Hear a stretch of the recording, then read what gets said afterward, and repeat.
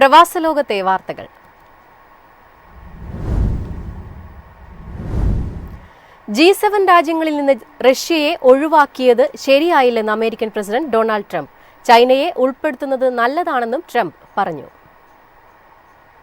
G7 രാജ്യങ്ങളിൽ നിന്ന് 2014 റഷ്യയെ ഒഴിവാക്കിയത് ശരിയായില്ലെന്ന് ട്രംപ് ആരോപിച്ചു. മുൻപ് G7 ആയിരുന്നില്ല, G8 ആയിരുന്നുവെന്നും മുൻ അമേരിക്കൻ പ്രസിഡന്റ് ബറാക് ഒബാമയും മുൻ കനേഡിയൻ പ്രധാനമന്ത്രി ജസ്റ്റിൻ ട്രൂഡോയുമാണ് റഷ്യയെ ഒഴിവാക്കിയതിന് പിന്നിലെന്നും ലോകവേദിയിൽ ആരോപിക്കുകയായിരുന്നു ട്രംപ്. റഷ്യയെ ഉൾപ്പെടുത്താൻ ഒബാമയും ട്രൂഡോയും ആഗ്രഹിച്ചിരുന്നില്ലെന്നും റഷ്യ ഇതിന്റെ ഭാഗമായിരുന്നെങ്കിൽ ഒരുപക്ഷെ ഇപ്പോൾ യുദ്ധം തന്നെ ഉണ്ടാകുമായിരുന്നില്ലെന്നും ട്രംപ് കൂട്ടിച്ചേർത്തു. എന്നാൽ വീണ്ടും ട്രംപ് പറയുന്നത് വാസ്തവവിരുദ്ധമാണെന്ന് തെളിയുകയാണ്. റഷ്യയെ പുറത്താക്കി ഒരു വർഷത്തിന് ശേഷമാണ് ജസ്റ്റിൻ ട്രൂഡോ കനേഡിയൻ പ്രധാനമന്ത്രിയാകുന്നത്. ചൈനയെ G7 ഉൾപ്പെടുത്തുന്നത് നല്ലതാണെന്നും ട്രംപ് പറഞ്ഞു. കാനഡയിൽ G7 ഉച്ചകോടിയിൽ കനേഡിയൻ പ്രധാനമന്ത്രി മാർക്ക് കാർണിയുമായുള്ള കൂടിക്കാഴ്ചയ്ക്ക് ശേഷം മാധ്യമങ്ങളോട് സംസാരിക്കവെയാണ് ട്രംപിന്റെ റഷ്യൻ സമീപനം വ്യക്തമായത്. ഇറാൻ-ഇസ്രായേൽ സംഘർഷത്തിന്റെ പശ്ചാത്തലത്തിൽ G7 ഉച്ചകോടി അവസാനിക്കും മുൻപേ ട്രംപ് മടങ്ങി. News desk MyFin TV. GCC ഏകീകൃത ടൂറിസ്റ്റ് വിസയ്ക്ക് അംഗീകാരം ലഭിച്ചതായും അത് ഉടൻ പ്രാബല്യത്തിൽ വരുമെന്നും UAE. വിസ നടപ്പിലാക്കുന്നതിനുള്ള നടപടികൾ ഊർജിതമായി നടക്കുന്നതായും സാമ്പത്തിക വകുപ്പ് മന്ത്രി അറിയിച്ചു. UAE ഹോസ്പിറ്റാലിറ്റി സമ്മർ ക്യാമ്പ് വാർത്താ സമ്മേളനത്തിനിടെ സാമ്പത്തിക മന്ത്രി അബ്ദുള്ള ബിൻ മറിയാണ് ഇക്കാര്യം അറിയിച്ചത്. ഏകീകൃത ടൂറിസ്റ്റ് വിസ നടപ്പിലാക്കുന്നതിനുള്ള നടപടികൾ പുരോഗമിക്കുകയാണ്. ഈ വിഷയം ഇപ്പോൾ ആഭ്യന്തര മന്ത്രാലയത്തിന്റെയും മറ്റ് ബന്ധപ്പെട്ട വകുപ്പുകളുടെയും പരിഗണനയിലാണെന്നും മന്ത്രി പറഞ്ഞു. ഏകീകൃത ടൂറിസ്റ്റ് വിസ നിലവിൽ വരുന്നതോടെ UAE, Saudi, Bahrain, Qatar, Oman, Kuwait എന്നീ 6 GCC അംഗരാജ്യങ്ങളിലും വിദേശ വിനോദസഞ്ചാരികൾക്ക് ഒറ്റ വിസയിൽ സഞ്ചരിക്കാൻ കഴിയും. പ്രാദേശിക ടൂറിസം മേഖലയ്ക്ക് ഈ വിസ ഉപകാരപ്പെടും. നിരവധി തൊഴിലവസരങ്ങൾ സൃഷ്ടിക്കപ്പെടുമെന്നാണ് പ്രതീക്ഷ. News desk MyFin TV. ഇറാനിൽ നിന്നും ഇന്ത്യൻ വിദ്യാർത്ഥികളെ ഒഴിപ്പിക്കുന്നതിനുള്ള നടപടികൾ ആരംഭിച്ചു. അർമേനിയ വഴി ഇവരെ നാട്ടിലെത്തിക്കും. ഇറാനിലുള്ള ഇന്ത്യൻ പൗരന്മാർ ടെഹ്റാൻ വിടണമെന്ന നിർദ്ദേശത്തിനു പിന്നാലെ ഇന്ത്യൻ വിദ്യാർത്ഥികളെ നാട്ടിലേക്ക് അയക്കുന്നതിനുള്ള നടപടികൾ തുടങ്ങി. അർമീനിയൻ അതിർത്തിയിലെത്തിച്ച് വിമാനമാർഗം നാട്ടിലേക്ക് അയക്കും. ഇസ്രയേലിലുള്ളവരെ ഒഴിപ്പിക്കാൻ തൽക്കാലം പദ്ധതിയില്ലെങ്കിലും ഇന്ത്യൻ പൗരന്മാരുടെ സുരക്ഷ ഉറപ്പാക്കുമെന്ന് വിദേശകാര്യ മന്ത്രാലയ വൃത്തങ്ങൾ വ്യക്തമാക്കി. ടെഹ്റാനിൽ നിന്നും എല്ലാവരും അടിയന്തരമായി ഒഴിഞ്ഞുപോകണമെന്ന US പ്രസിഡന്റ് ഡൊണാൾഡ് ട്രംപിന്റെ മുന്നറിയിപ്പിനെ തുടർന്നാണ് ഇന്ത്യയും നടപടികൾ വേഗത്തിലാക്കിയത്. മുഴുവൻ പൗരന്മാരും എത്രയും വേഗം ബന്ധപ്പെടണമെന്ന് ഇറാനിലെ ഇന്ത്യൻ എംബസി കർശന നിർദ്ദേശം നൽകിയിട്ടുണ്ട്. അർമീനിയൻ വിദേശകാര്യമന്ത്രി അരാരത്ത് മിർസോയനുമായി വിദേശകാര്യമന്ത്രി S ജയശങ്കർ ഇന്നലെ സംസാരിച്ചു. ഇന്ത്യക്ക് പൂർണ്ണ സഹായം ഉറപ്പു നൽകിയെന്ന് മിർസോയൻ വ്യക്തമാക്കി. നടപടിയുടെ ഭാഗമായി 100 പേരടങ്ങുന്ന ആദ്യ സംഘം വിദ്യാർത്ഥികളെ അർമീനിയയിൽ എത്തിച്ചുവെന്നാണ് റിപ്പോർട്ടുകൾ.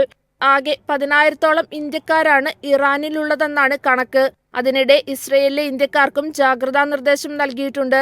ഹെൽപ്പ് ലൈൻ നമ്പറുകൾ 24 മണിക്കൂറും പ്രവർത്തിക്കുമെന്ന് ടെൽ-അവീവിലെ ഇന്ത്യൻ എംബസി അറിയിച്ചു. News desk MyFin TV. Office സമയം കഴിഞ്ഞാലും അവധി ദിനമാണെങ്കിലും പണത്തിന് ആവശ്യമെങ്കിൽ മൊബൈൽ ആപ്പ് വഴി ഉടനടി അക്കൗണ്ടിലെത്തും. അതാണ് KSFE smart gold over draft. ഏത് ശാഖയിലും സ്വർണം വയ്ക്കൂ. മൊബൈൽ ആപ്പ് വഴി എപ്പോഴും എവിടെ വച്ചും പണം പിൻവലിക്കൂ.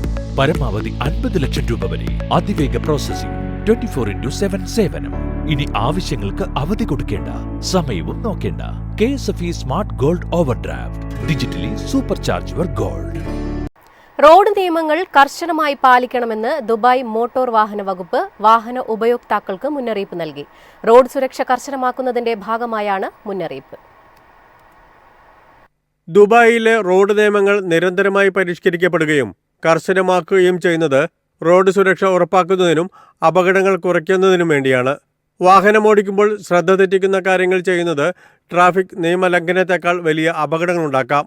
അതിനാൽ ഇക്കാര്യങ്ങൾ ശ്രദ്ധിക്കണമെന്ന് അധികൃതർ മുന്നറിയിപ്പ് നൽകി. അശ്രദ്ധമായി വാഹനമോടിക്കുന്നവർക്ക് കനത്ത പിഴ ദുബായ് സർക്കാർ ഈടാക്കുന്നു. നിയമലംഘകർക്ക് കനത്ത പിഴയും ഡ്രൈവിംഗ് ലൈസൻസിൽ 4 ബ്ലാക്ക് പോയിന്റുകളും ലഭിക്കും. 24 ബ്ലാക്ക് പോയിന്റുകൾ വരെ നേടാൻ സാധിക്കും. ഇതിനുശേഷമായിരിക്കും മറ്റു നടപടികളിലേക്കും ലൈസൻസ് സസ്പെൻഡ് ചെയ്യുന്നതിലേക്കും അല്ലെങ്കിൽ കണ്ടുകെട്ടുന്നതിലേക്കും പോകുക. UAE-യിലുടനീളം AI ഉപയോഗിച്ച് പ്രവർത്തിക്കുന്ന ട്രാഫിക് റഡാറുകൾ സ്ഥാപിച്ചിട്ടുണ്ട്.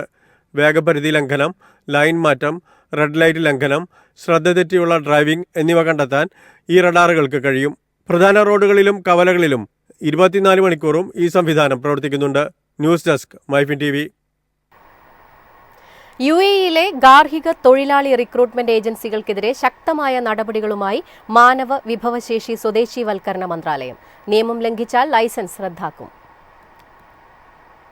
രാജ്യത്ത് അടുത്തിടെ നടത്തിയ പരിശോധനകളിൽ ഏജൻസികൾ നിരവധി നിയമലംഘനങ്ങൾ നടത്തിയതായി കണ്ടെത്തി. നിയമപരമായ സമയപരിധിക്കുള്ളിൽ തൊഴിലുടമകൾക്ക് റിക്രൂട്ട്മെന്റ് ഫീസ് തിരികെ നൽകാത്തതാണ് കണ്ടെത്തിയ പ്രധാന പ്രശ്നം. ഇത് തൊഴിലുടമകൾക്ക് വലിയ സാമ്പത്തിക ബുദ്ധിമുട്ടുകൾ ഉണ്ടാക്കുന്നതായി മന്ത്രാലയം വ്യക്തമാക്കി. കൂടാതെ നിയമമനുസരിച്ച് വീട്ടുജോലിക്കാരിയെ തിരിച്ചയച്ച തീയതി മുതൽ 2 ആഴ്ചയ്ക്കുള്ളിലോ അല്ലെങ്കിൽ തൊഴിലാളി ജോലിയിൽ നിന്ന് വിട്ടുനിന്ന തീയതി മുതൽ 2 ആഴ്ചയ്ക്കുള്ളിലോ തൊഴിലുടമകൾക്ക് റിക്രൂട്ട്മെന്റ് ഫീസ് പൂർണ്ണമായോ ഭാഗികമായോ തിരികെ നൽകണം.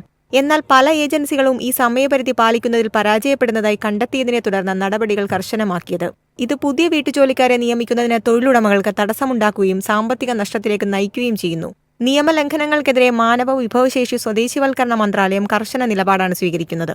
വലിയ പിഴകളും അടച്ചുപൂട്ടൽ ആവശ്യമായ കേസുകളിൽ ലൈസൻസ് റദ്ദാക്കൽ ഉൾപ്പെടെയുള്ള കടുത്ത ശിക്ഷാ നടപടികളും ഉണ്ടാകും. News desk, MyFin TV.